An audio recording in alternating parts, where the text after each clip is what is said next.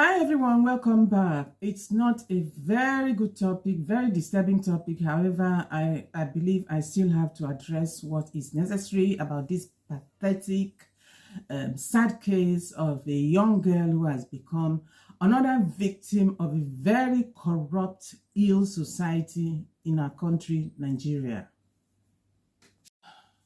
In case you didn't know about her story, this young girl here, her name is Ejikeme. Ejikeme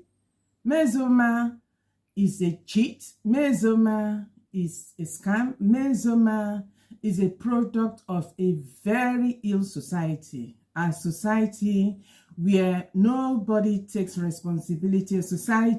Our society where everyone picks on a particular victim without actually reassessing what is going on in a society, Nigerian society per se, society where it's completely corrupt from the top to the bottom. Ejikeme is a protege groomed by her parents, how to cheat the system, how to scam whatever means there are available for her to cheat, scam, deceit.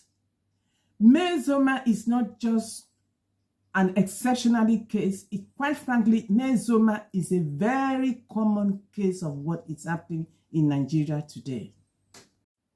This is a case where a young lady has been tutored by her parents to cheat the system. Similarly, millions of Ejikeme are out there doing exactly what she has done. The only difference is that they haven't been caught. And if I may ask, what difference does it even make with politician who rigs election? A crime is a crime. Whether it's committed by an ordinary folk or someone up there, like high-profile politician, because they do know how to wrangle their way, wriggle their way out of their mess, rigging the election, putting up all manners of excuses, and then still come on top. What difference does that make with what is going on? And why is Ejikeme even dragged into the limelight? Because that's what is happening every day. There are cases where parents will pay lecturers, to favor their children, gain access to success. Yes, you can pay, gain access to success. You pay to get a very good exam result. It's not uncommon. It happens every day.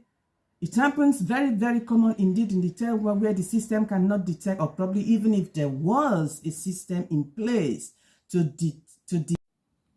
a world where children are raised by very bad parents, normalizing fraud, scam, crime, lies, cheat. They see it as normal. It's like a normal life. They normalize it. In other words, they see nothing wrong. So when you read about a case of Ejikeme, it typifies what is going on in our society. Today, parents send their children out to scam. Indeed, they do. So please don't shake your hand and say that's not possible. It does happen. There are children who are really groomed by their parents at home. They groom them in such a way that they think it's normal. In other words, they kind of normalize their way of life of crime, scamming, name it. So exam result is just part of how the system is so corrupt. Part of how the system is so normalized. In other words, a life of crime for a typical, or wouldn't say typical, a life of crime then becomes, part and parcel of their life. In other words, they see it as normal, they normalize it, the way they conduct their life, everyday life, whether it's in a workplace or whether it's in a school situation, whether it's in a university situation, wherever situation they find themselves, when they're traveling or wherever, any way of life, any walks of life, they normalize that criminal tendency.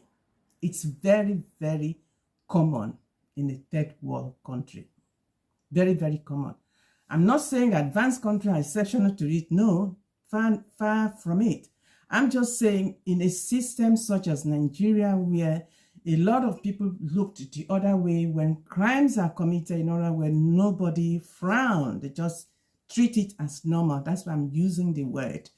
Everything seems to be normalized. Nobody sees nothing wrong. So why this case is coming up as an exception, I have no idea. I just no idea. So we need to stop pretending, because it's as if everyone is pretending, looking the other way. No, this has been happening not just in the case of Uzoma. It happens in higher institution, university, right down to the primary level. Parents are prepared to pay for their children to have a very high grade. So in other words, the enablers are actually the people who are willing to collect the money. They are the enablers. And who are they? These are people up there. So the Uzoma case is not just a case. If it's fully investigated, I'm sure you will agree with me that there's a lot of people, there are people involved. So to speak, there are people involved. It's not just a case of Uzoma cheating the system in order where she did something she has to do. I'm sure there are enablers. There are people who make it easier for her to get those top grades that she didn't even work hard for. I might ask further, since when did exam irregularities become a crime? When children such as Uzoma, Ejikeme are trapped in a life of crime at home, it then becomes a way of life, because their parents or maybe guardians, peer group have planted that idea into their head. It then becomes a normal way of conducting their everyday life. Some parents, I believe, should be sent to prison if caught. Let me conclude by saying Uzoma is a victim, a protege groomed by our parent, a product of a criminal society, tutored by our parent to cheat the system. There are millions of them out there. So where do we even start to tackle the crime that is completely embedded in our society? Where do you start? Do you start with Uzoma to use her as an scapegoat? For me, I think she's a victim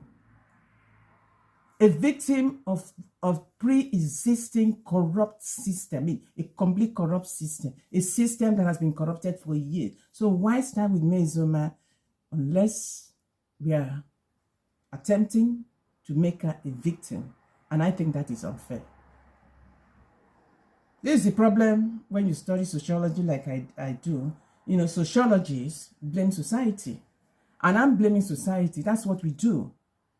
I obtained MA in sociology, Goldsmith, University of London. So this is the thing. I've done a bit of research, That's why whenever I pick on a case, I apply my sociological knowledge and try to dissect it, break it down in a way for maybe people to understand or share my thoughts. You don't have to agree with me, but this is my analysis of what is going on with Uzoma case. So let's just leave it at that. And that's my conclusion.